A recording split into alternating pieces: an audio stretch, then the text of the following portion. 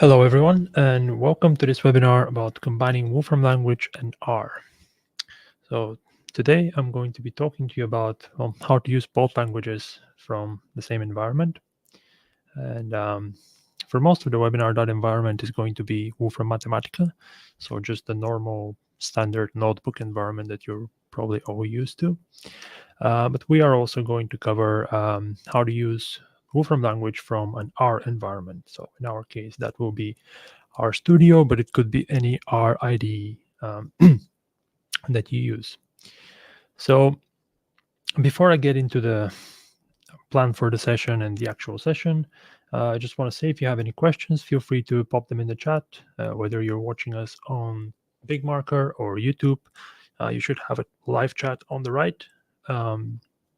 So feel free to leave any questions there, and I will do my best to respond to all the questions after the webinar.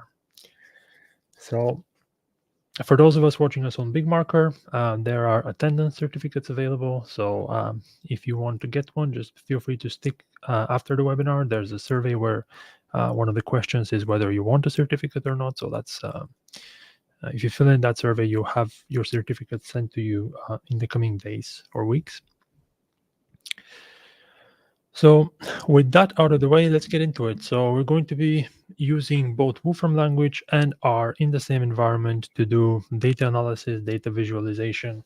The idea would be to combine the strengths of each language to achieve something that we wouldn't be able to achieve using only one language. So to get us started and to, just a little plan for the session first, we are going to be starting with a little comparison between Wolfram language and R. Then we'll get straight into the functionality, into how do we actually combine the two together. And then for the second half of the webinar, or maybe even more than half of the webinar, we'll be going through example workflows. Obviously, the functionality is important, but if I was just here to tell you the functionality, you can just read the documentation for that. That's not very useful. It's not very good use of your time. So we'll be going through actual example. How do we put that functionality into practice to achieve real things?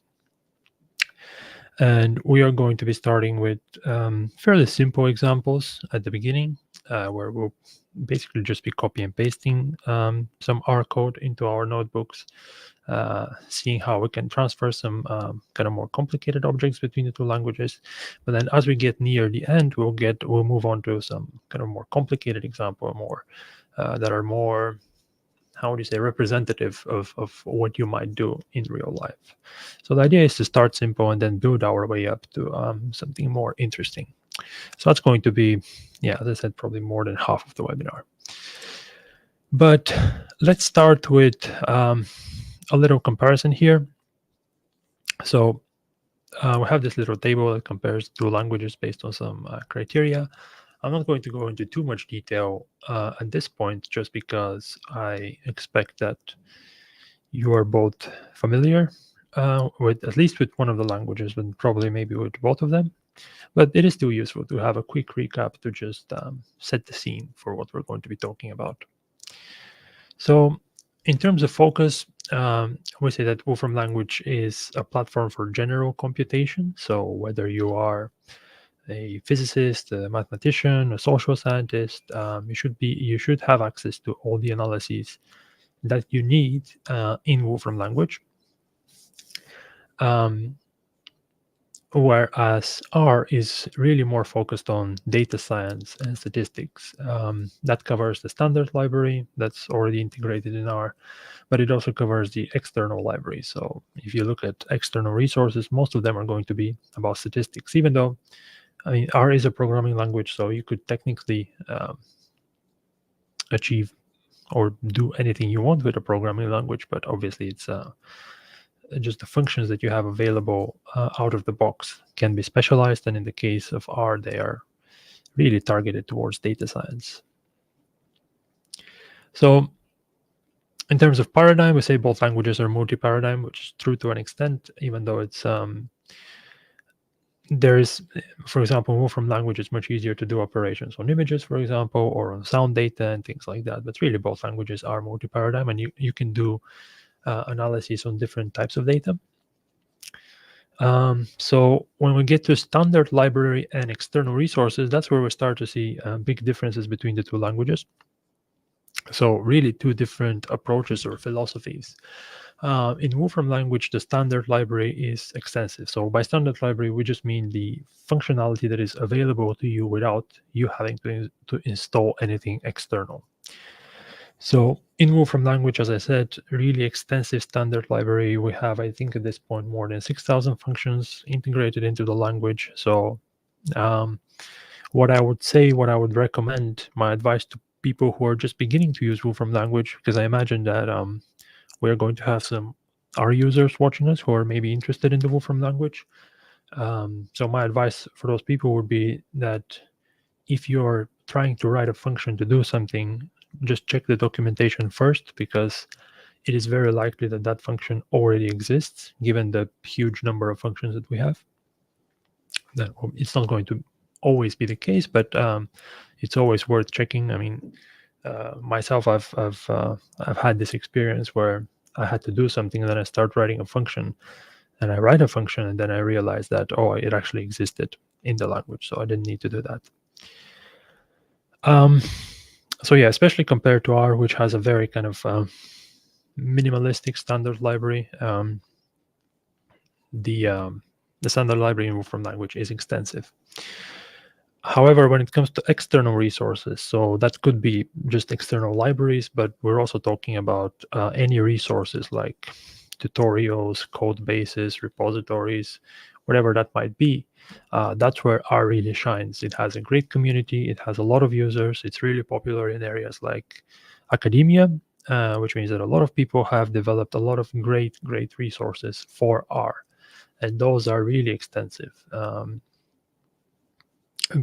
Compared to Wolfram language, which also has quite good resource repositories. We have example repositories, function repositories, LLM prompt repositories, and a lot of different things. We have the community forums, but even with all of that, R still has the edge when it comes to external resources.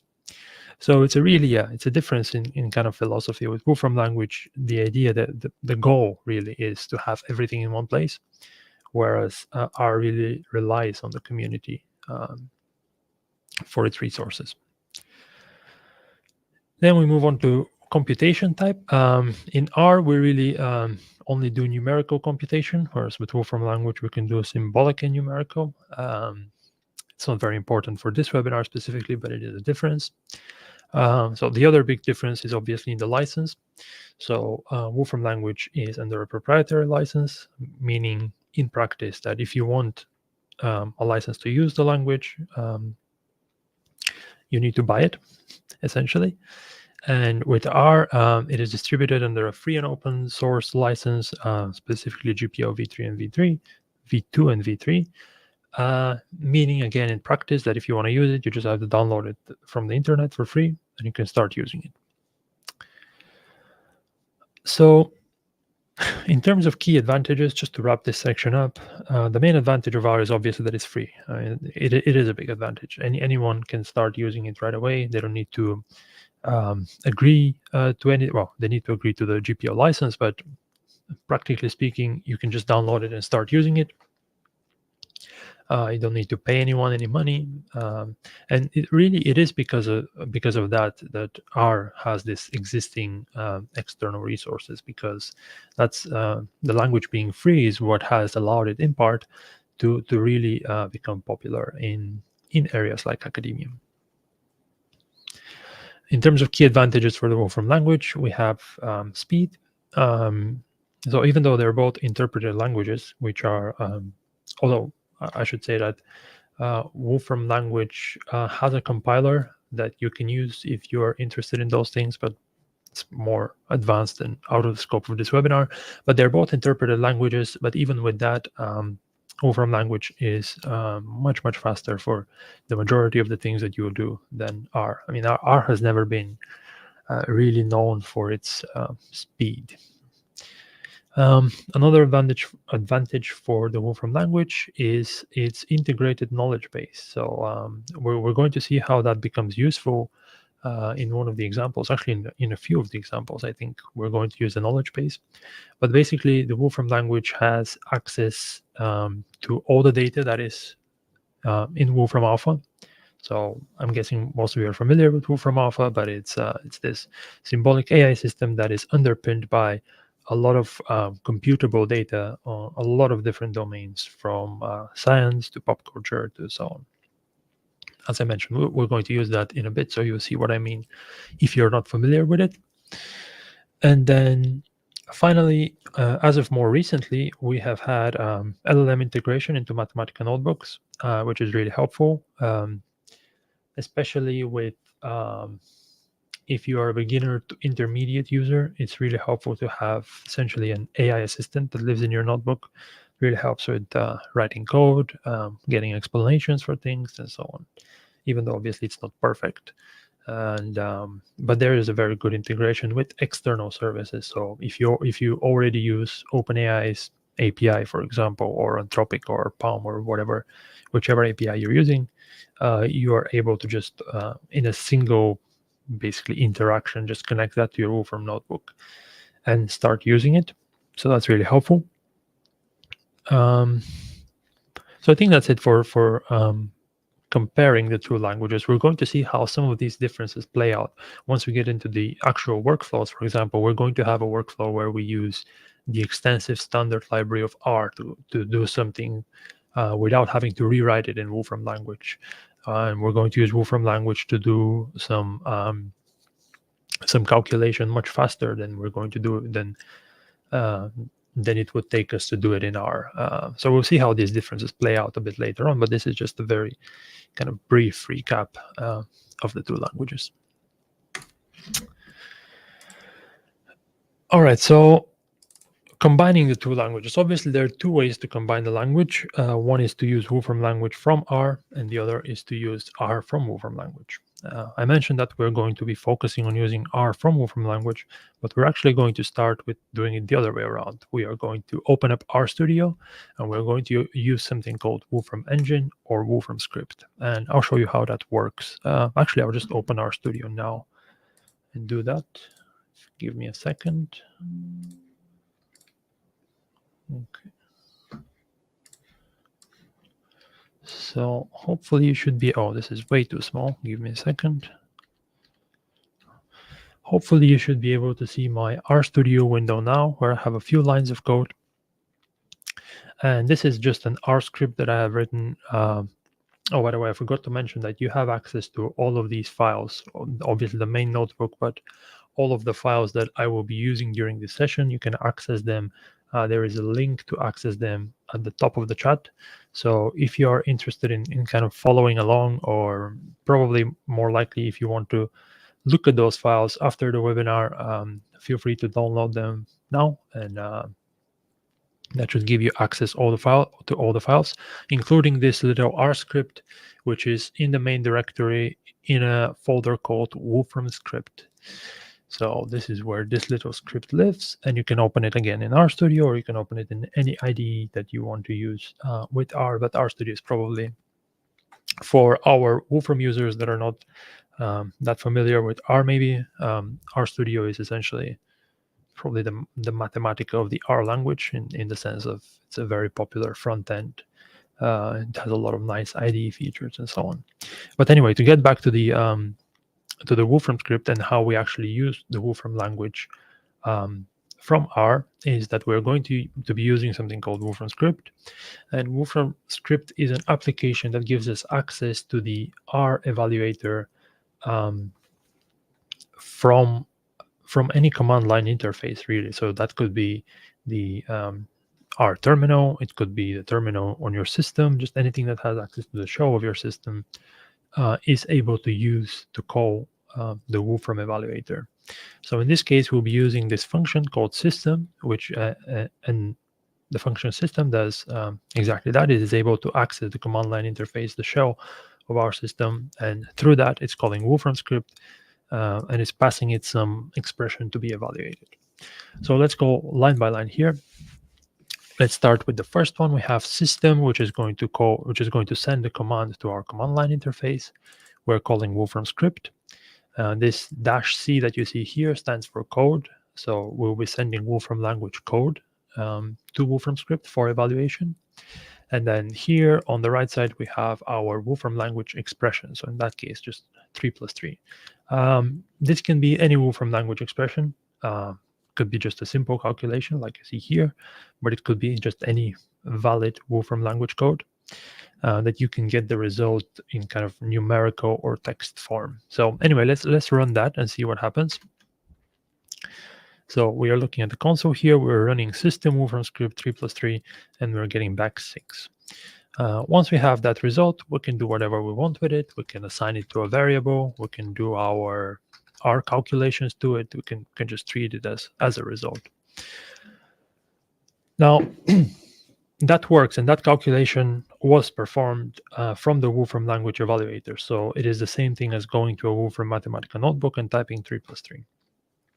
So it works, and we did it from R. But as you can already see, this is a very kind of limited approach in the sense that, well, first of all, we are not able to automatically store the result in a variable. So if I do this, if I try to store the evaluation into a variable called a, this is not going to work. So that is already very limiting. So if we type a now, it's going to be 0. That's already very limiting. There are other things like we're not able to combine Wolfram language and R code in the same line.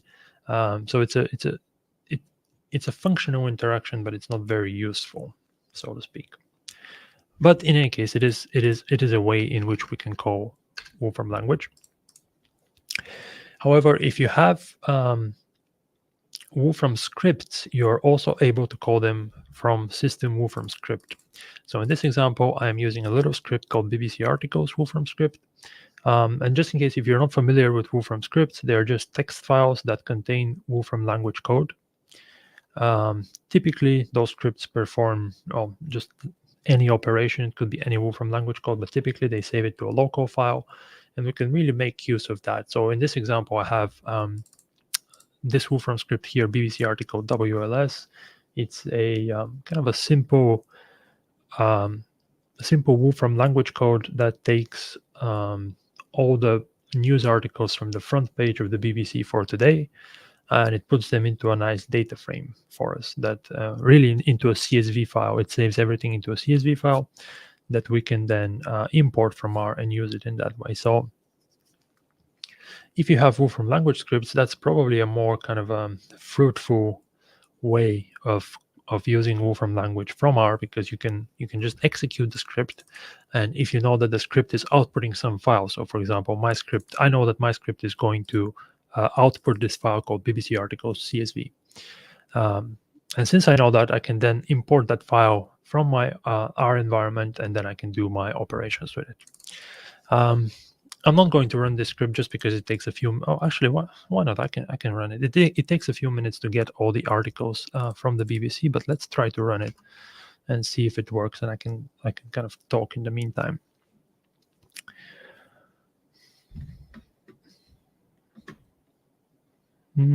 This should open. Okay, yeah, I see it on my other screen. So I can just show you what the script is doing. So it's going to the BBC website, and it's iterating through all of the news articles for today, and it's getting things like the headlines, it's getting the author, the date of publication, obviously the article itself, and it's putting all of that into this kind of structured format that we can then use to do our data science on. And I'm not really sure what you can do with this data, but it was just something that came to my mind. I guess you can do here, I think the example, I'll just leave this window to the side to do its thing. It should be finished in a bit, but I haven't fully developed this example. But once I import the file into R, I then obviously I save it in a data frame type, data frame variable. And then what I do with this data frame variable is that I am adding a new column called word count, where I am counting all the words from the variable called article text, which is going to contain the text from the article. So you can start building up your data frame. Once you have the base data, you can just do essentially anything that you would do with a normal data frame. At this point, once you get to here, once you get into importing the CSV file, you don't really care that it came from Wolfram language or it came from just any CSV file. But our script is finished, so let's just see what our data looks like. If I just open up the data, you can see that all of the articles here, we have 31 for today. All of the articles have category, headline, author, publication date, article text. And this script, you can see that in some cases it failed to get the actual relevant information. I'm not too sure why, but there's a lot of data cleaning to be done. But again, the main point is once you have the CSV file that was produced by Wolfram language, you can then just use it in R as you would any other CSV file. So I think this wraps up the R side of the story. So as I mentioned, you can use Wolfram script. It is functional. You can do evaluations, you can do calculations with it. Probably if you're using it, you'll probably be using it with Wolfram script files. It really allows you to have everything into one environment. So as you saw, I didn't need to leave RStudio to do all of this. So I just have everything. I'm just calling the script. I know the script is outputting some file. I'm reading it back. I'm doing my stuff with it. Okay, so let's actually move on to RLink. Hopefully that was clear. Again, you have access to the files. You can run through them at your own pace. They should all work out of the box. So hopefully it's clear, or it will be clear. So let's actually move to RLink. Let me just collapse. So RLink is the Wolfram application which allows us to do the opposite of what we've just been doing. So it allows us to use the R language from our Wolfram Mathematica environment. And as you will see, this is a lot more useful. It allows us to do things like store the result of some R calculations into a Wolfram language variable. It allows us to say functions. It allows us to combine functions from both languages in the same line of code, essentially. So this is where things get a bit interesting, I would say. But to get us started, I will run through the kind of three main high-level functions of RLink. So those are REvaluate, RSet, and RFunction.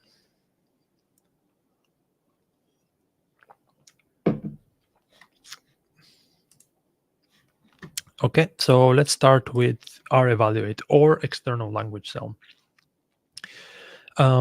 If you're not familiar with external language cells, they're just a cell type in Wolfram Mathematica that you can get, well, in many ways. But for example, if you go to this little plus here, you're able to select, and apologies if this is a bit small, but you're able to select external language input, which opens up this external language cell. And here from the left, you can select which external language you actually want to use. So you can see we support quite a few external languages. Obviously, in this case, we'll just choose R. And then once you have the cell, you can actually type your R code in it. So here we have we have something simple like print hello R. And now once you evaluate it, all of this, everything that is in the external language cell obviously gets sent to the R runtime, which understands our code, obviously, and then it gives us back the result. So in this case, we're just printing a simple string. You can also obviously include multiple lines. So if you have code that is more than one line, all you have to do is wrap it in these curly brackets, and then you're just able to type in the code as you would in RStudio, let's say. So here, just to keep with the simple examples, we are defining a variable, simple var. We're assigning it a list, just a vector of 3 integers. And then we are squaring those, and we're printing the result from simple var squared. So this should work. So as I mentioned, there is a function called REvaluate, and there is an external language cell. And for most intents and purposes, those two are the same. So whether you have an external language cell and you want to see the result of this variable, or whether you use REvaluate and you pass in the same exact code, the result is going to be the same. So what is the actual difference between revaluate and the external language cell? Basically, you would use revaluate when you want to store the result of the R calculation into a Wolfram language variable. So here we see the next example. We are using revaluate again with our variable that we defined here. Oh, and another thing to mention just in passing is that once you define a variable in R space, like we did here with simple var squared, that variable persists for your Wolfram kernel session. So you can reuse it from any environment or from any input cell, any external language cell. You don't need to define it every time. So for all intents and purposes, it behaves the same as a normal Wolfram language variable. So here we define simple var squared up here. We've been using it here, and we're going to use it again here. So what we are doing here is we are getting the result of simple var squared, but this time we're storing it in a Wolfram language variable called simple var squared, confusingly. But this simple var squared with the capital S is just going to be a normal Wolfram language variable. So at this point, once you store the R expression into the Wolfram language variable, you can just treat it as any other Wolfram language variable that contains some value. So you can use it to do, in this case, we're doing just some symbolic calculation, but you can use it without making any reference to R itself once you store it into the Wolfram language variable. This is not too interesting. So essentially with revaluate and external language cells, you would use an external language cell when you simply want to evaluate some piece of R code. If it's a single line, you just write it here. If it's a multi-line, just don't forget to enclose it in these curly brackets, and then it's going to work. Whereas with revaluate, you use it when you want to execute some R code, but you also want to store it into a Wolfram language variable that you're going to then probably reuse in later parts of your code. So this is just the most kind of simple of the functions of RLink. But already it allows us to do more things than we were able to do with the Wolfram script from R. Let's move on to the second function called rset.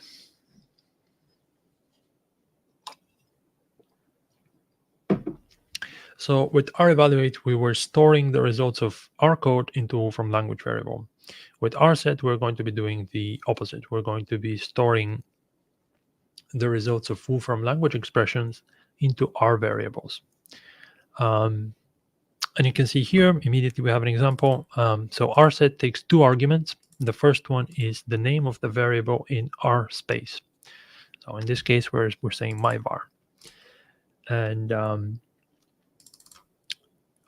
the second argument is any Wolfram language expression that is going to result into something. So essentially what we are doing here with rset is we're saying, I want a variable in R space called myvar, and I want this variable to contain the result of range 20. And range 20 just gives us the integers, the whole numbers from 1 to 20. So let's rset that and let's check that it has worked correctly. We can just get the value of myvar, and we can see that it's just a vector with the whole numbers from 1 to 20.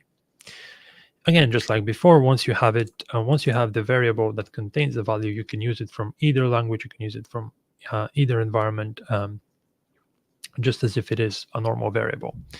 So here we're going to assign, we're going to bring it back to a Wolfram language variable, and we're going to use some Wolfram language function on it, in this case list line plot, and we're using this variable which contains the R variable. This is the same. If we can just copy and paste and pass this as an argument, that will be the same. So you can use it as an R variable, you can use it as a Wolfram language variable, it doesn't really matter at this point. Once you have it stored somewhere, you can just call it with the appropriate function. Of course, here we're using a Wolfram language function, list line plot, but we could also use R functions on it. So in this case, we are redefining the variable.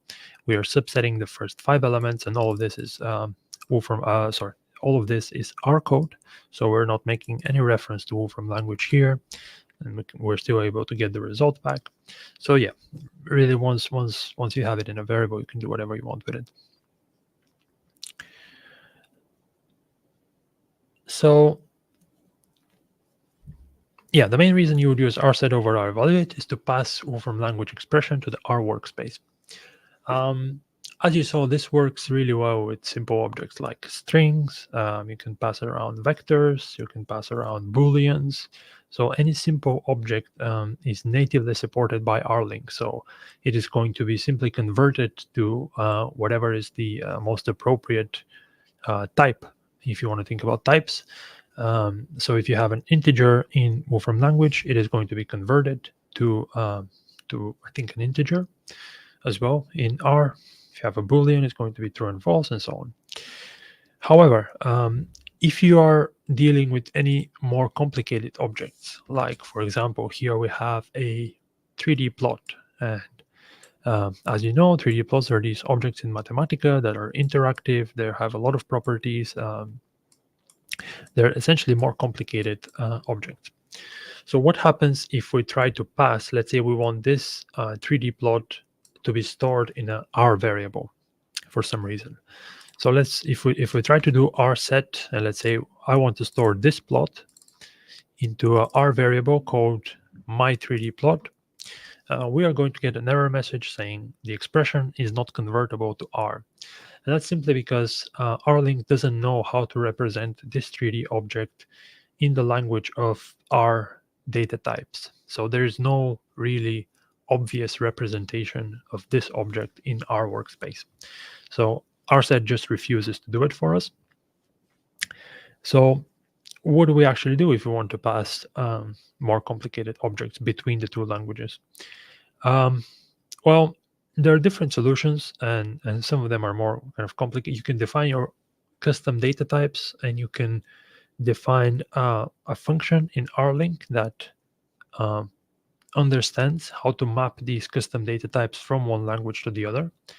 I would actually advise against that, simply because, I mean, it is an option, and if you're interested, I would encourage you to look into it. There's excellent documentation on RLink.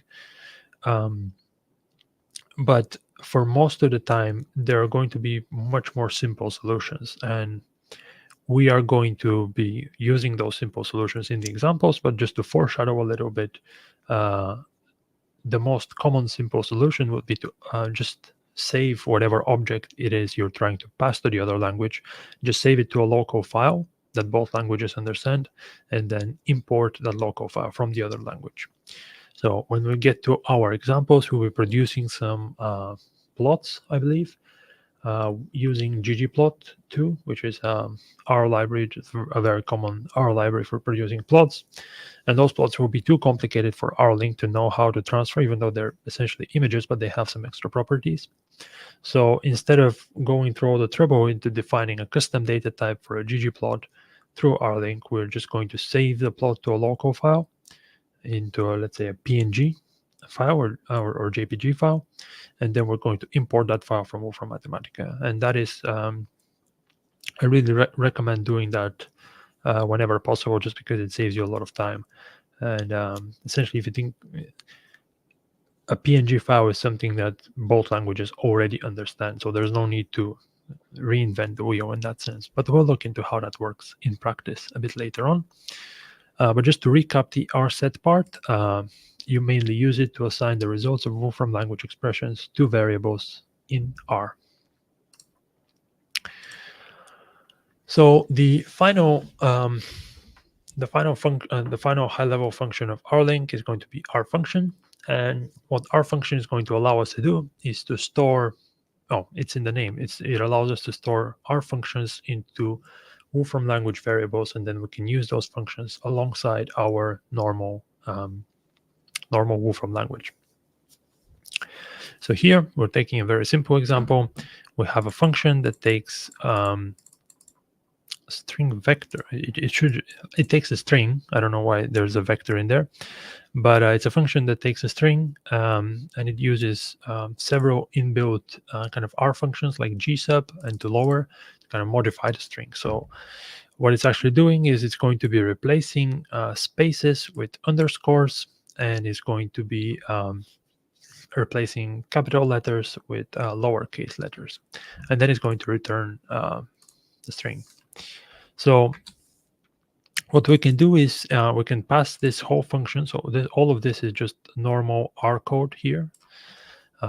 It's what you would write in RStudio. It's what, yeah, just normal R code. We're passing it as an argument to our function, and then we're storing the whole thing into a Wolfram language variable, in this case called snake case. So once you have it in the Wolfram language variable, you can start applying it to strings that come from R, to strings that come from Wolfram language. You can start applying it to anything. So here we're testing it on a simple Wolfram language expression. It's just a string, but it is a Wolfram language expression nevertheless. We're testing it on normal string, and we can see that the space was replaced with an underscore, and then the capital N was replaced with lowercase n. So it works. But really what is the most useful about this is that you can just plug it into your normal Wolfram language functionality, and it works just as well. So here we have sort of a mini example where we are building a data set that takes some knowledge from the Wolfram knowledge base. In this case, we're looking at animals that have been observed in the Comoros. Excuse me. And we're taking the names of these animals, and we're taking their weights. So we're going to have two columns, one with the names, one with the weight of these animals. And all you see here is Wolfram language code, except this little snake case here, which is the variable where we stored our R function. So all of these other functions, transpose, entity list, entity value, class, all of the Wolfram alpha stuff, all of that is Wolfram language, but in between that we have our R function, and we are essentially going to be applying R function to the first column, so the name of the animals. But we can just plug that function right in between our Wolfram language code, and it behaves as we would expect it to behave. So we can test that really quickly just to make sure it does what we think it does. And you can see that because we've applied snake case to the first column with the names, all of the names here are snake cased. So yeah, I think this is all there is to say about R function. It just allows us to store whole R functions into Wolfram language variables and just plug them into our standard Wolfram language code. So that's very useful. So in between these three functions, revaluate, rset, and rfunction, you have essentially all the tools that you need to start using both languages together.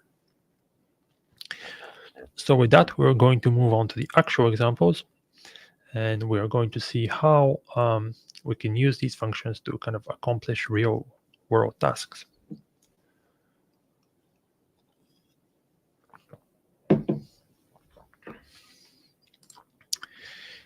Okay, so the first example workflow, as I mentioned, we're going to start fairly simple. But if you remember back when we did the comparison, when we had the little table, we were saying that one of the advantages of R, one of its really strong points, is that it has a lot of external resources. So you may find yourself in that situation where you're looking at how to do something really specific, and you search for it online. How do I do X, for example? And you find that somebody has already done this in R, and they have left whatever, a resource, a function, a tutorial, whatever it might be. And of course, you can just look at if they have left the code, you can just look at the code. You can try to kind of reverse engineer it and write it in Wolfram language code, which of course is going to work. But what we're going to be looking at here is why would we go through all the trouble into rewriting a whole function into Wolfram language code when we can just copy and paste it from somebody else and use it immediately? So I have this example function that I found online. If you give me a second, I can put that on the screen. Okay, so hopefully you see that. I'll make it a bit bigger. This comes from Rasmus Bath's blog, which, if you're not familiar, absolutely excellent blog if you're interested in data science. statistics, anything like that. But what Rasmus has done here is he has written this function in R that visualizes how the Bayesian beta binomial distribution changes as each new element is added in. So he starts from the prior and he shows how the posterior distribution changes as new data points come in. Don't worry too much about it. That's not really the purpose of the example, but it's essentially it's an R function that does a visualization that is really useful, especially if you're, let's say, in education, or if you just think it looks cool, which I do. So let's say we want to use that function in our we're Wolfram language users, and we want to use that function just to play around with it. Well, helpfully for us, Rasmus has left the whole source code of the function here at the bottom. I am by no means going to go line by line through this function. Again, that's not important. Actually, that's one of the points that I want to make, that you don't really need to care how the function works if you don't want to. So what I have done here is I have copy and pasted this whole thing. So starting from these are just comments here. We don't need comments, but we're starting from the actual function going all the way down to the end, and we are copy and pasting this whole thing without caring how it works. Let me just move that to the side because I have it here. So as you see, we are using this R function, and we're passing the whole function that I just copy and pasted as an argument to this R function. So all of this is just straight copy and paste from the block, from Rasmus's block. And we're storing that in a variable because we're going to use it. I have added one line. So this is where I did a bit of foreshadowing, where I say, because this function actually produces a ggplot, which is a special type of plot in R, and more importantly for us, it is a plot that RLink doesn't know how to handle. So if you produce this plot and you try to pass it, for example, using revaluate in that case, RLink is going to complain that it doesn't know how to represent that plot in Wolfram language space. So this is one of these examples where we need some way of working around that problem. As I mentioned, a way could be we could define our own custom function with RLink that is going to map an R plot into something that we then import into Wolfram language. Honestly, that's a lot of work. It's completely unnecessary, in my opinion. So what I have done here is I have added one line at the end of the code. So everything above this line is just copy and paste of Rasmus's code. But what I have, this line that I have added here at the end, sorry, it's just this line, is I'm using ggsave to save that plot into a image file, in this case, plot PNG. Because I know that if I save it into an image file, then later on I can just import it from Wolfram Mathematica. I don't need to worry about using RLink to transfer them. So let's define all of this huge piece of code. And here I'm just wrapping it in a Wolfram language function. So let me go just line by line. So the first thing that our function does is it calls plot binomial. And then plot binomial is actually a reference to our R function. And it passes it whatever arguments we want to pass it. And then because we know that this plot binomial function is going to save a local file, the second thing we do is we just import this local file into Mathematica. So did I evaluate that? Yes. So with that, we can just use this function and pass some arguments. The function is going to pass it to the R function. The R function is going to do its thing. It's going to produce the plot. It's going to save it to a local file. And then we're going to import that local file into Mathematica. So here we can test that our function works with just some example data. I think Rasmus's function takes either zeros and ones or trues and false. So here we're just passing a list of some values, zero essentially standing for false and 1 standing for true.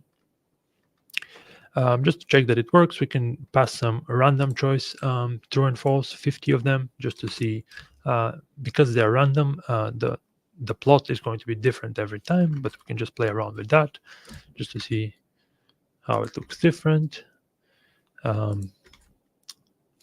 And obviously, so the posterior distribution, the more data points come in, the posterior distribution gets narrower. towards the Rio center, which is because they're random in this case, it's going to be 0.5. But if we pass more data points, you can see how the distribution becomes more narrow. Actually, we can pass more. Let's see if we can break this function. This works well so far. But anyway, yeah, you can you can have fun with it. So that's it. That's the whole example, example number 1. And the whole point of this example is that whenever we find an R function that exists out in the wild on the internet, instead of rewriting it in Wolfram language code, even if we don't care about R, but we just happen to find something that we want to do written already in R, we just wrap it around this R function. We store it in a variable, and then we can use it. And again, with this, we can just use it. Again, it's quite simple. The first example is meant to be simple, but you can use it alongside any Wolfram language workflow that you already have. This just plugs in like it was a normal Wolfram language function. So that's it for the first example. Let's get to the next one. I want to have time, especially when we get to, I think example 4 is quite long. So I really want to have time for all of them.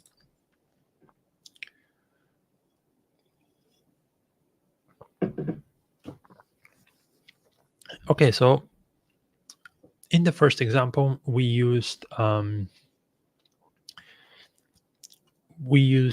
R function, and we fed that R function Wolfram language data, and then the R function did the analysis, and we just got the plot back. So the second example is kind of similar, except that we're doing the opposite thing. So we're using Wolfram language function for our R data. So in this case, we'll actually be getting the data from R. We'll be passing it back to the Wolfram language. We're going to do our main analysis here. And I think in this case, we don't send it back to R, but we could if we wanted to. So let's look at what data we have.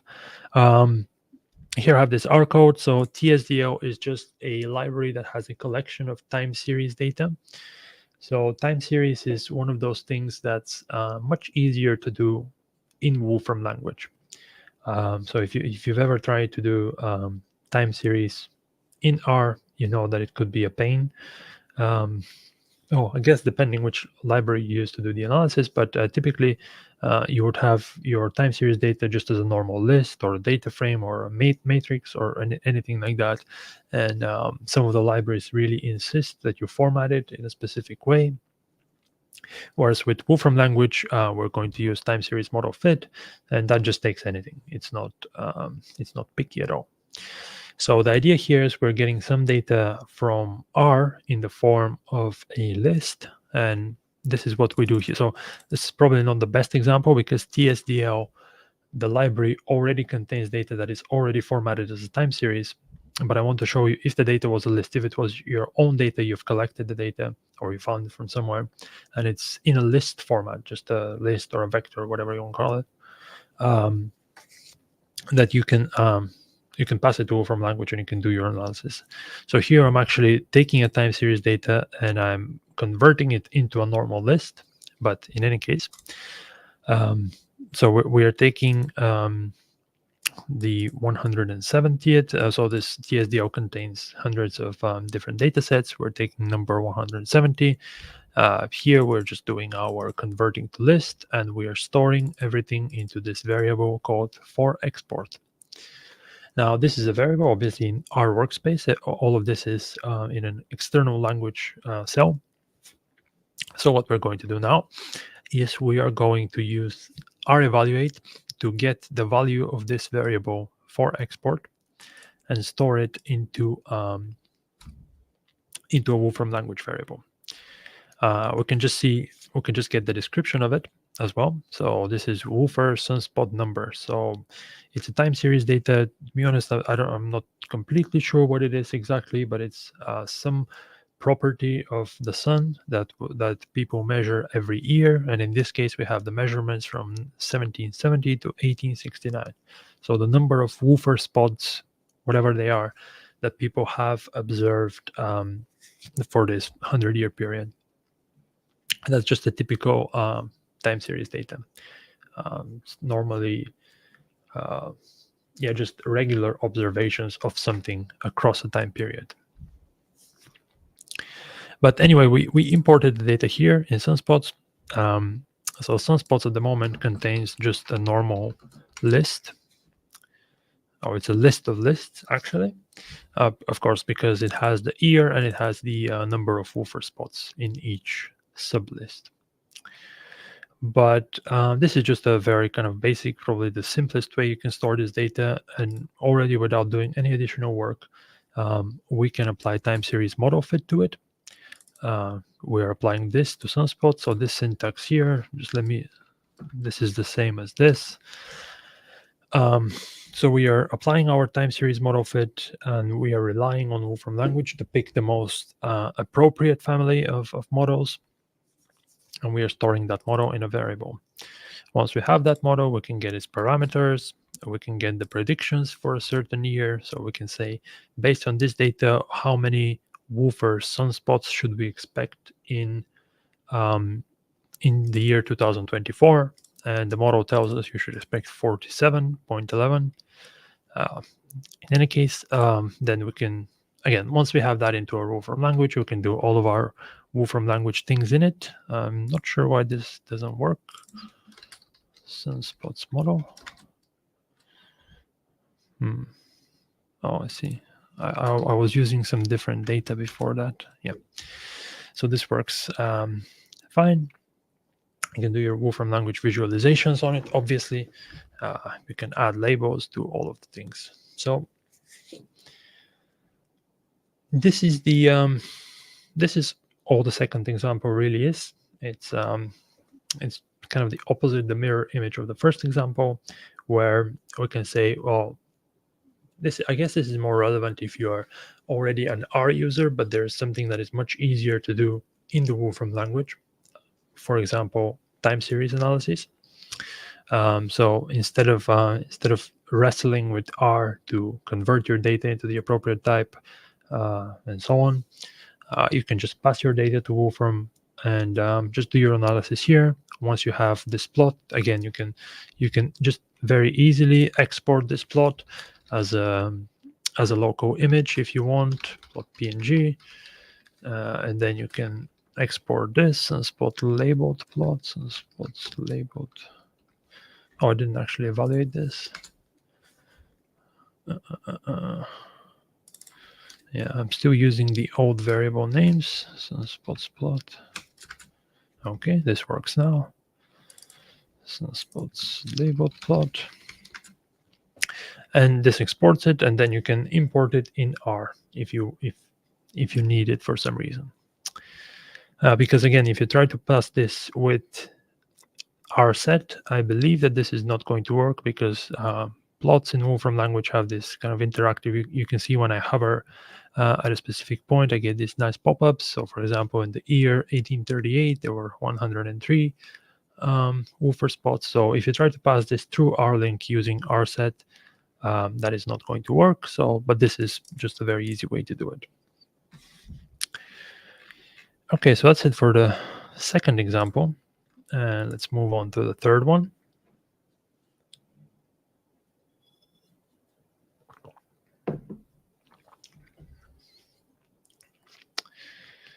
Okay, so the third one, again, going back to our comparison table between the two languages, why would we want to combine the two languages? Well, one reason that we mentioned in the beginning in the comparison is that Wolfram language is much faster for some calculations than R. So if you're an R user and you find yourself doing something that takes a long time to do in R, chances are just with a simple passing of the data to Wolfram language, you can reduce that calculation time by a lot. So here we're going to take a book, novel. I think in this case, so we're using this library in R called Gutenberg R. If you're not familiar with the project Gutenberg, it's a project that hosts literature, so books in the public domain that are free for everyone to use, to read, to distribute, to copy, to sell, whatever. And this library in R gives us access, programmatic access to all of the books in the project Gutenberg.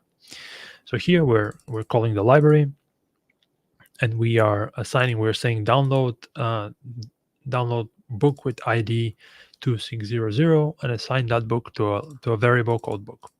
2600 is War and Peace by Leo Tolstoy. So what we are going to do first, we're going to actually get the book and store it in a variable in R.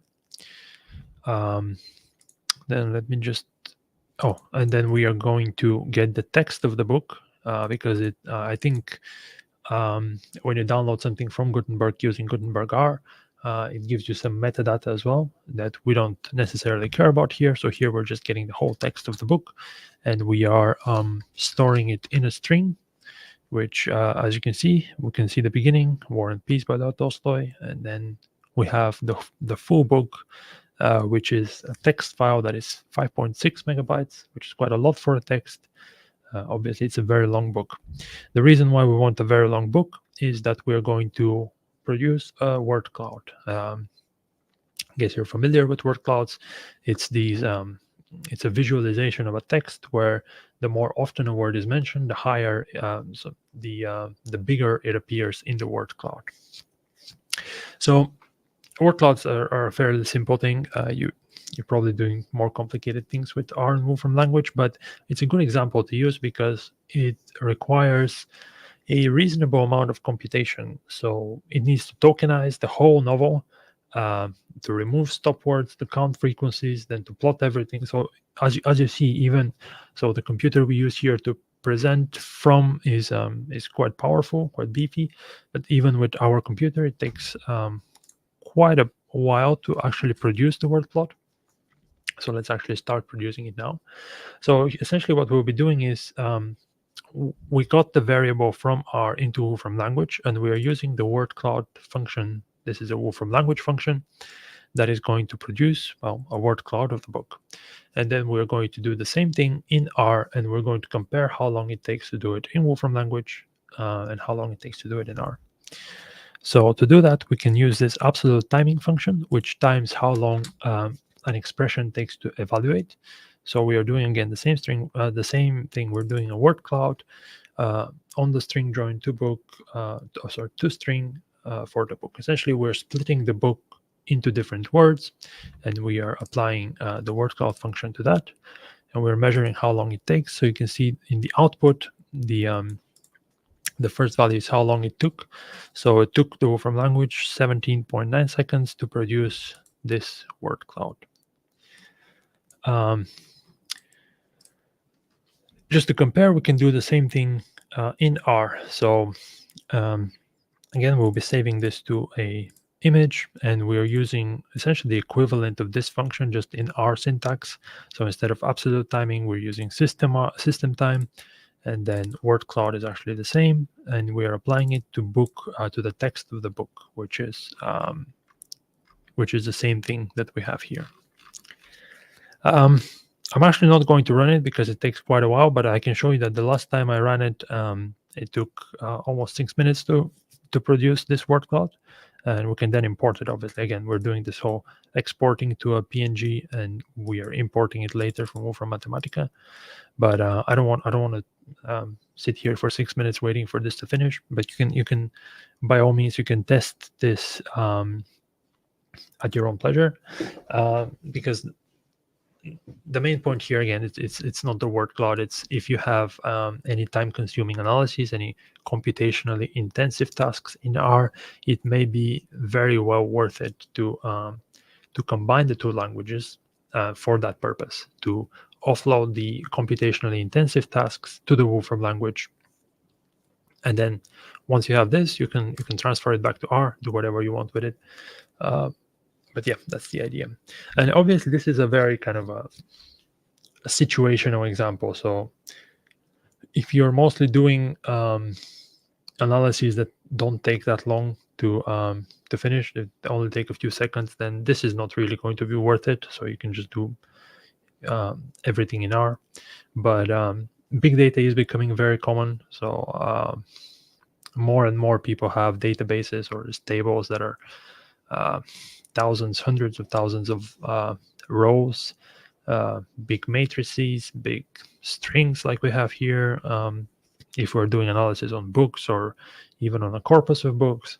So it is situational, but it is to just kind of give you the idea that if you find yourself in a situation where this might be useful, then it is a use case for combining both languages. Okay, so now we're getting into the kind of more detailed examples. I think I have enough time to get through them, which is fine.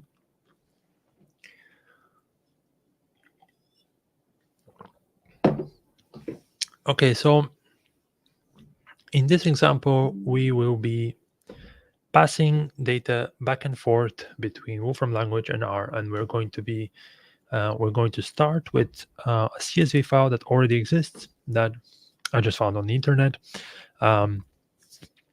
So first of all, we're going to import it into Wolfram Mathematica. We're going to store it in a variable, and we're going to have a brief overview, just taking the first 10 rows, 10 rows, just to see what our data looks like.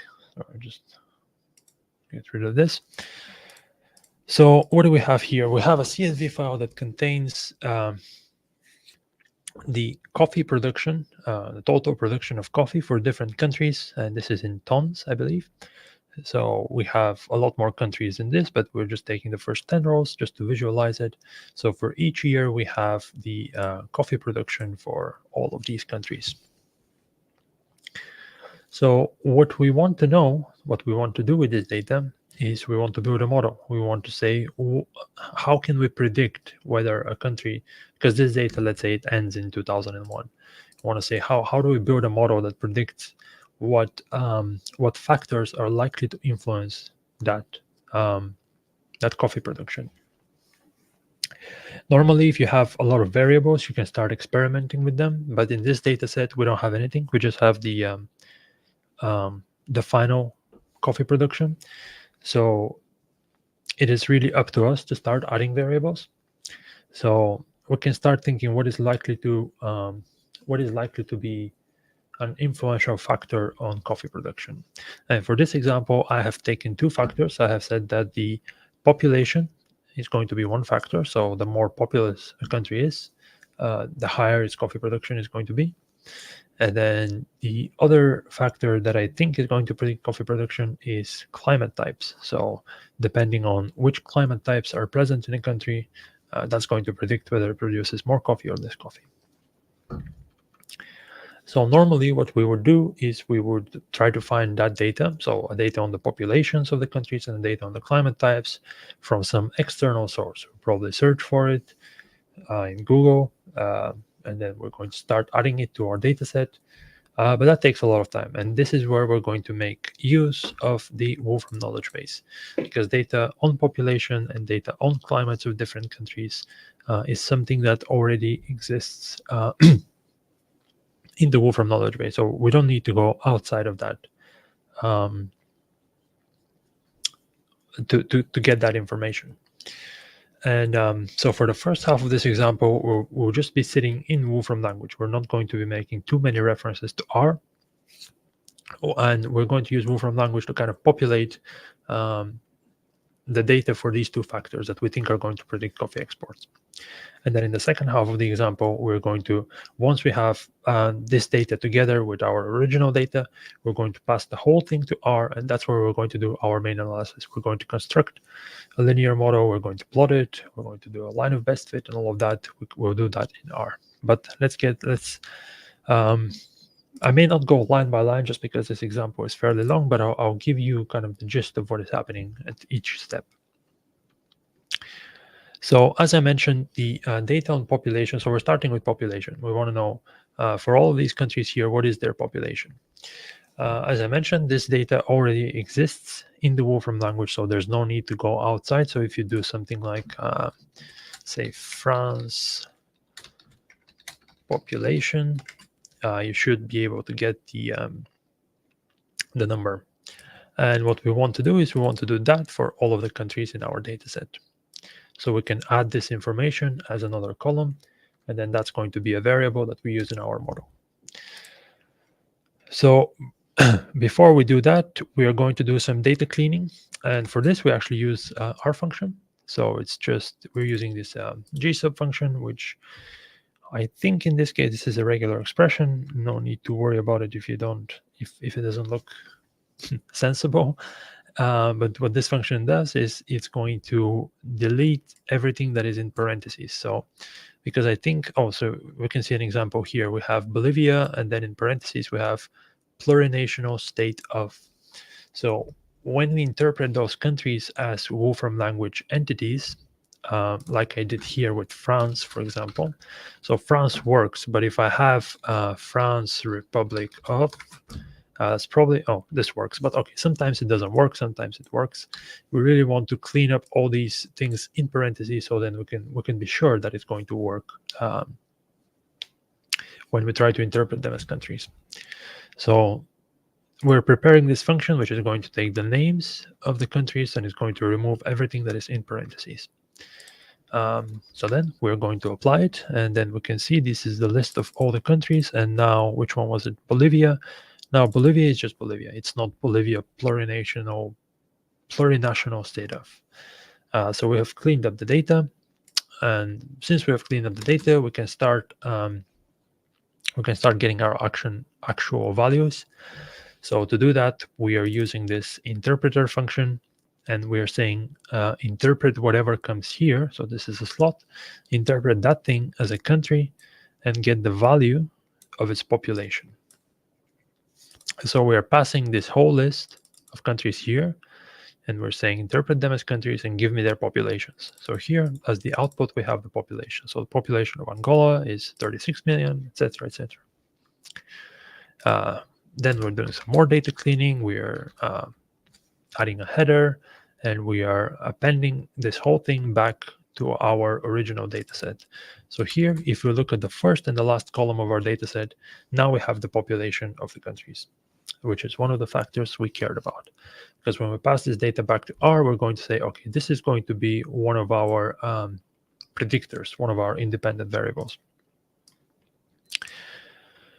Okay, and then essentially we do the same thing for climates. Again, climates are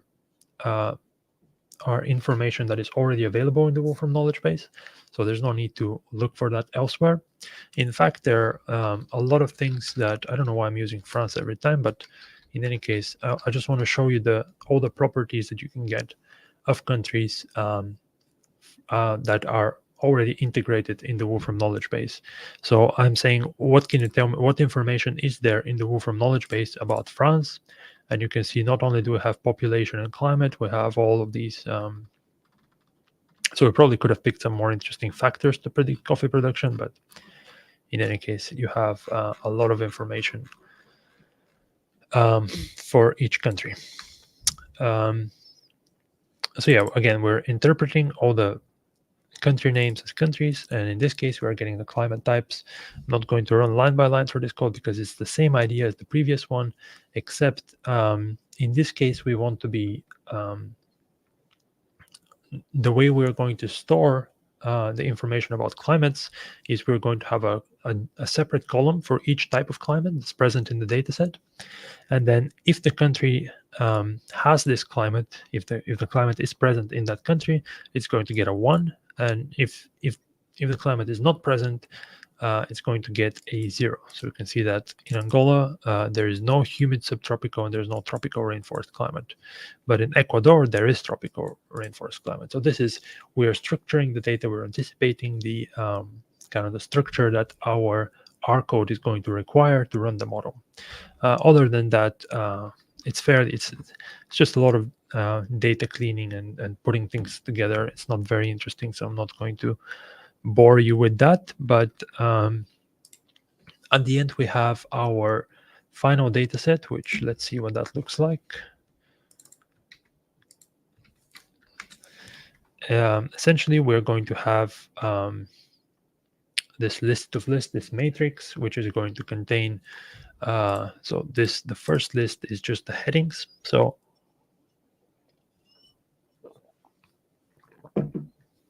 this total production and all the years were already in our data. Then we added this population variable, and then we also added all of these climates that get either 1 or 0 based on whether the countries have those climates or not. So with all of that, we are going to export this whole matrix into a CSV file, which we're going to import into R. Again, same strategy. So we did all of the work that we had to do in Wolfram language. Now we're going to pass this whole file to R. With R, we're simply just importing this CSV file. Again, this file, you have access to it if you want to go into more detail in the example. It's not that interesting, but in any case, you have access to it. And so we're going to say we are going to read CSV, and we're going to read this file path, which is where we save the file, and we're going to store this whole thing into a variable called coffee data. And then once we have the whole data set stored in coffee data, we can start getting we can start doing our R functionality on the data. So here we're creating a new column called average exports, and it's going to be the mean of all the years.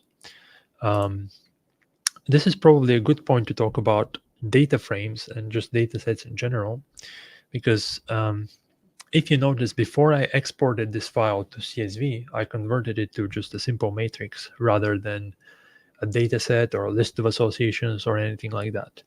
And so in Wolfram language, we talk about data sets, which are these tabular containers for rectangular data. In R, we talk about data frames, which are probably the most common data types in R. So how do data frames work with RLink? And the answer is, it's kind of complicated. They don't work as you would expect them to, which is unfortunate. So if I had a data set here, and I tried to pass it using RLink to an R variable directly, that was not going to work.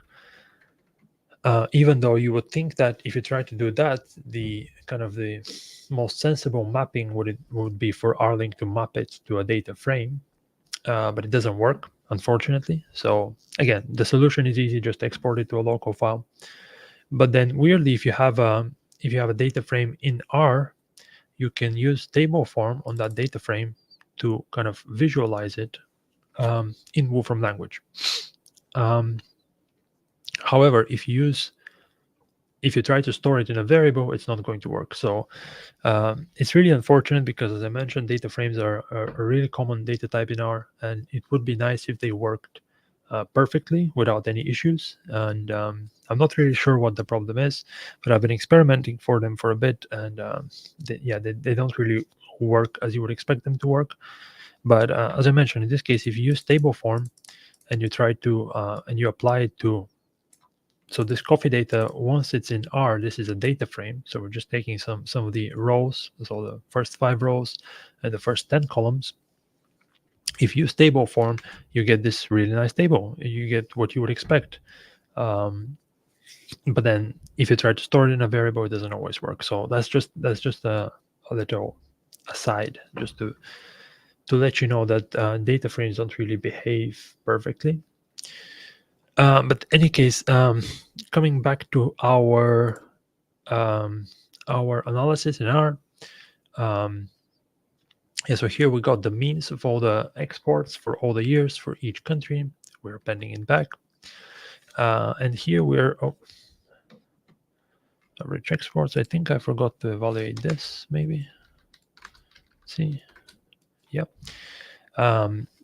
So here we're doing, again, not going to go line by line. Here we're just doing our linear model. We're doing a bit more data cleaning. We're constructing the formula for the linear model, and we are doing our linear model. Then we are going to get just the values of the model, the parameters of the model that we care about. In this case, it's going to be the R squared, and it is going to be the p-value. So you can see the R squared is 0.6, which is quite good, which explains the variance that the model explains in the data. And then the p-value, which is statistical significance, which is also good. So this is a model that uses population and climate to predict coffee exports. Of course, it's going to be good. It's a fairly obvious relationship between those factors. But in any case, and the final thing we're going to do is we are going to use ggplot to visualize that linear model that we just constructed. Again, by no means going line by line because it's quite long, but this is just a standard ggplot2 syntax. And again, as you see, so with this done, we now have the plot stored in this R variable called line of best fit. To actually get it in the Wolfram language, we will again be saving it to a local file and importing it from there. Hopefully this works. It does. So you can see this plot here was produced by R, and more specifically by the ggplot library, and we have imported it in Wolfram language. And with that, we have completed this workflow, which started from us just with a simple CSV file that we found on the internet. We used Wolfram language to supplement that file with external information, so population and climate types. Once we did that, we passed it back to R, where we did our linear model, and we produced this nice looking plot here, where you can see that Brazil obviously is quite a big outlier in the data, in that it produces a lot of exports and so on. So that was the fourth example. Apologies if it was a bit long and a bit boring, but I think it's a good kind of representation of just combining both languages to use their respective strengths. So in that case, it was the integrated knowledge base of Wolfram language that was its strength. So you couldn't do that in R. Well, you would have to do some web scraping, I guess. It becomes a much more complicated task in R, and then we passed it in R just because obviously we could have done the linear model in Wolfram language if we wanted to, but let's say, for example, we are more comfortable with the R syntax. So instead of relearning how to do the same thing in another language, we just passed it back to R and we did that. Okay.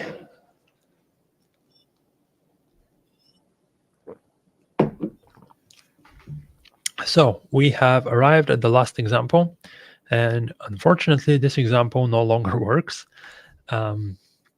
I wrote this example a few months ago and it was fine, but as is usually the case with web scraping examples, whenever people change their web pages, your web scraping script no longer works. But I have the data saved from the previous time I ran it, so I can show you what the idea is, even if we're no longer able to run it in real time. So I'll just open this web page here just to show you what the idea behind this example is. So the idea was to go to this web page. I'll make it a bit bigger. So this is just statistics of different tennis players on different kind of performance indicators, let's say. So you have all the different tennis players here, and you have different things for like serve rating, first percent serve, just a lot of data in a lot of different categories. So you have 3 tabs here. So what this example, the fifth example, actually did is it used a package called RSelenium. And RSelenium allows you to kind of operate a browser programmatically and go to these web pages and collect the data and save it to a CSV format.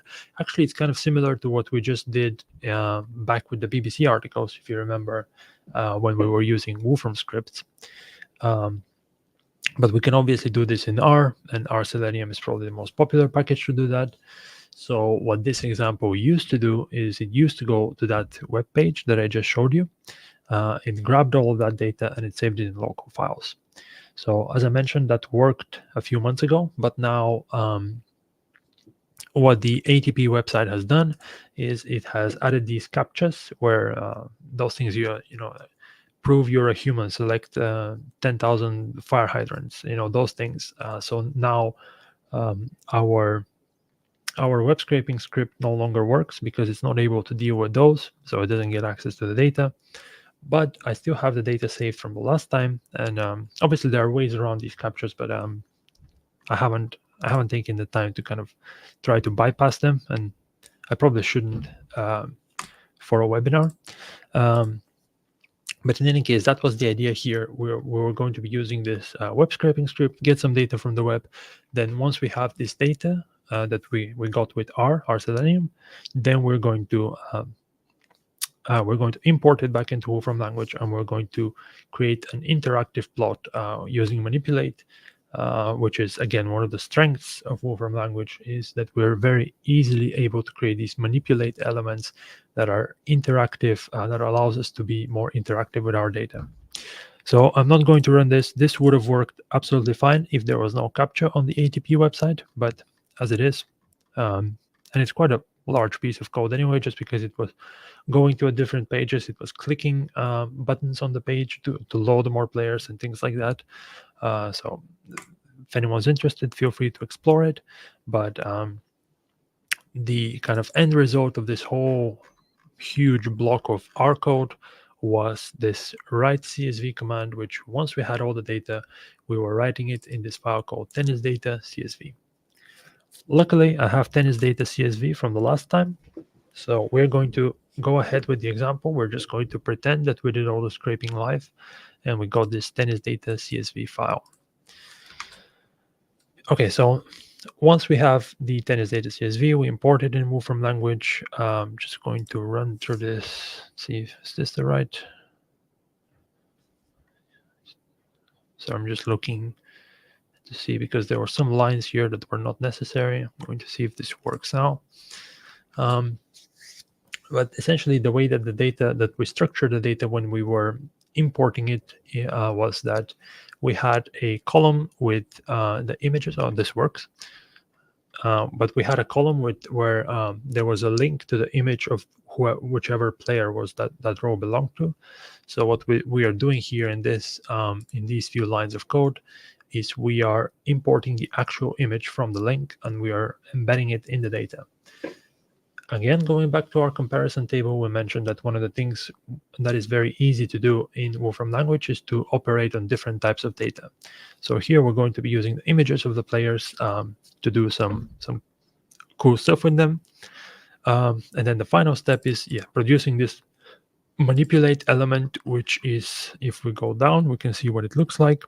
So here we have this menu where we can choose the different performance indicators, and we get these live plots here, which shows us how what are the top players based on these indicators. So here, essentially, we're selecting the x-axis, which could be anything we want. Let's say first serve, and then the y-axis is going to be return games won. And then we can see which player ranks where on these two parameters. So, for example, here we have Alexander Zverev. At the time of scraping, he had the highest first serve percentage and pretty close to the highest percent return games 0.1. The whole point here was to show that you can, once you get your data with R, you can very easily create these manipulate elements. Oh, and the other things, of course, the images, you can, instead of points, you can use the heads of the players as points on the plot. So quite cool. It was quite a cool example when it worked. Unfortunately, the captchas ruined that for now. But in any case, I'm glad that I'm able to show you what the final result looks like.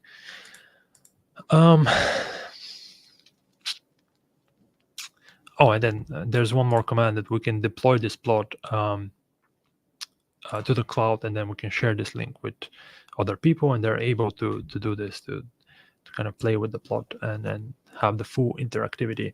Again, with a single command, cloud deploy, it goes on the web, send the link to other people, they're able to use it immediately.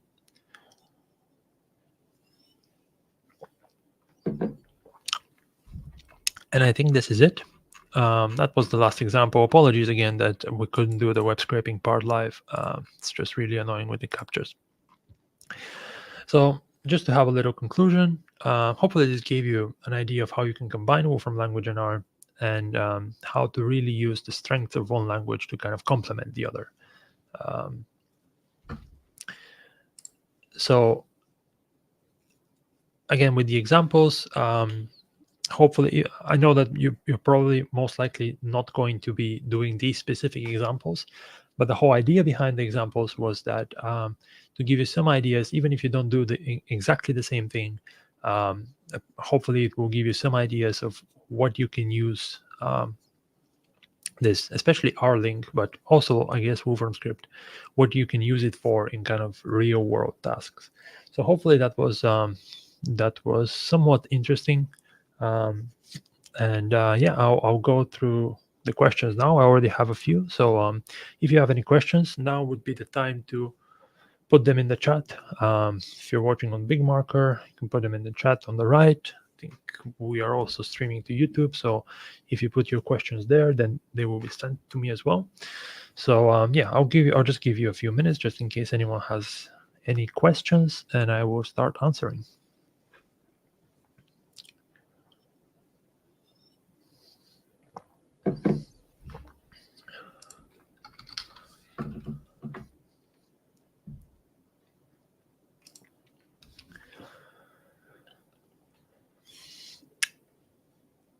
Okay, so the first question we have is it possible to use external packages like rstan? And absolutely, it is possible.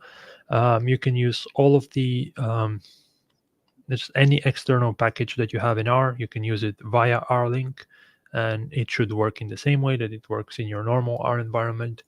Again, the only caveat with that is if your package is producing some complicated object, you might not be able to transfer it directly via RLink. Then you have a few options. We talked about it many times already, that the most simple one is going to be using a local file to do the transfer between the two languages. But you could also define custom data types.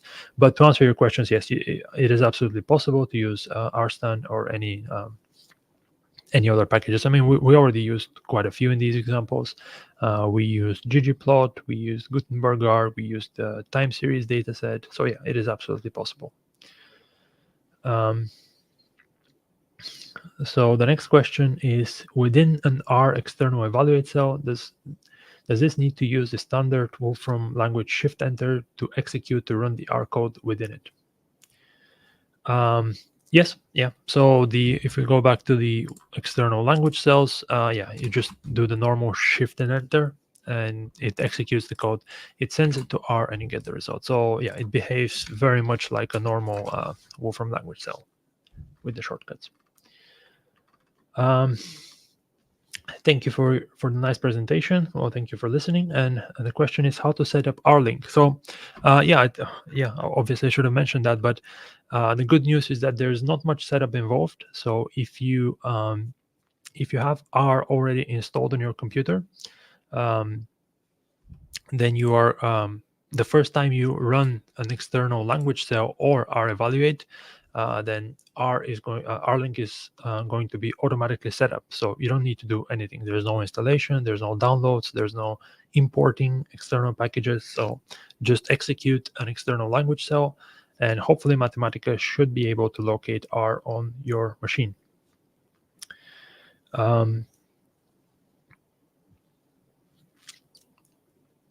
Yeah, I think there are some things you can do if you want to manually configure. I think I'm thinking about for people who have multiple installations of R on your machine. I think you can specify which specific one that Mathematica should use. But if you just have R installed, then just execute an external language cell, and that should work out of the box. And if it doesn't, let me know, we can troubleshoot, but it should. The only problem you might have is if you don't already have R. I think even then, RLink is going to try to download it for you, but it may fail.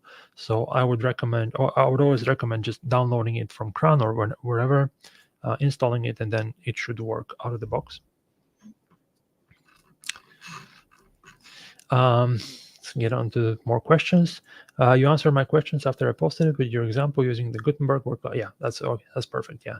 Sorry, I don't get to questions right away when they're posted because it's a bit more difficult for me. That's why I always leave them at the end. But thank you for the interest, and I'm glad I was able to answer the question after that. Could you please provide the link to Rasmus's blog? Thanks. Absolutely, yes. Let me just see, which example was that? Was it the second one? No, it wasn't. The third one? No? Oh, it was the first one, of course, yeah. Give us a second. So I believe the link is samsar.net/blog. Oh, it's just samsar.net. I can paste it in the chat, I believe. It really is an excellent blog. It's still you can see he always has a lot of cool examples. I'll just paste it in the chat here. Oh.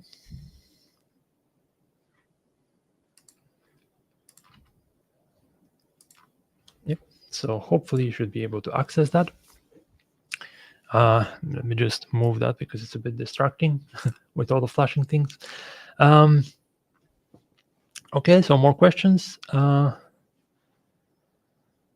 The functions needed to perform statistical analysis / data analysis already exists in Mathematica, right? Are there any specific things, functionalities that are not present in Mathematica that require access to R?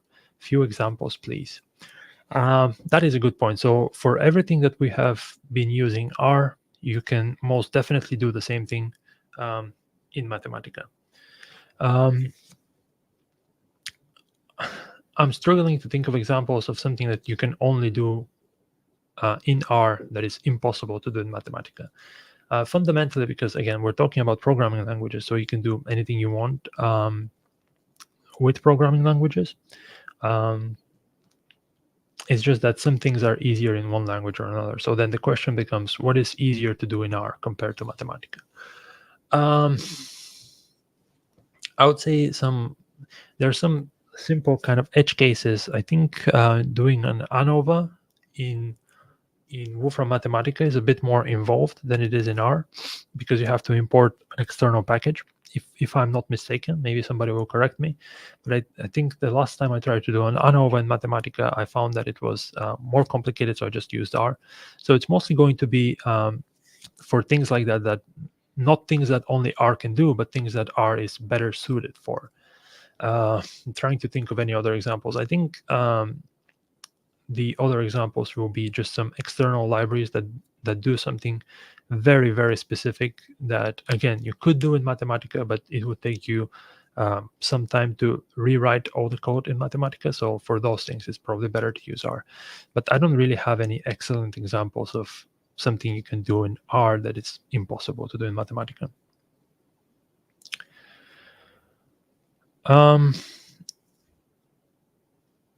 Then we have one more question. Do these functions come natively, or an install for RLink is necessary? So, well, RLink comes natively, so there's no extra installation you need to do. And all of the functions that I have been showing you, at least on Mathematica side, are natively supported by RLink. So from the Wolfram language side, there's nothing external for you to download other than R itself, obviously. When it comes to the R code that you see throughout the notebook, sometimes we need external packages. So for example, here, the example that I'm on, I need the tidyverse and ggregious packages. So in those cases, I mean, I have the lines here. You can install them straight from Mathematica. You can install them from R. But I guess those are those functions have kind of external dependencies, but not from Wolfram side.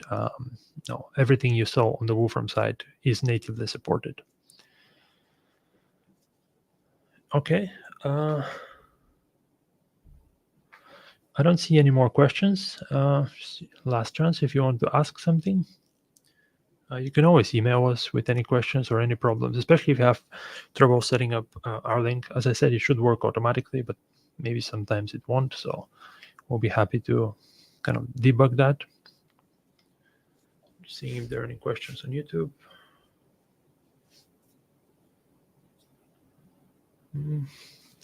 Okay, I think that was all the questions. So thank you all for being here, for sticking around, and I hope this was useful to you. Again, if you have any issues, let us know. And if not, something I forgot to do is we have a next webinar next week, medical image processing and computer vision with Mathematica.